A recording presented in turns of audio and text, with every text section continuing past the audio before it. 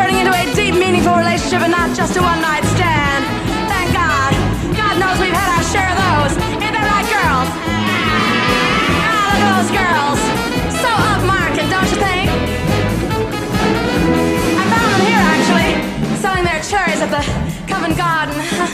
Look at those girls. Ladies and gentlemen, I want you to meet them. 3 young ladies who single-handedly should make you thrilled and delighted that you lost the revolution. The young Americans, the stag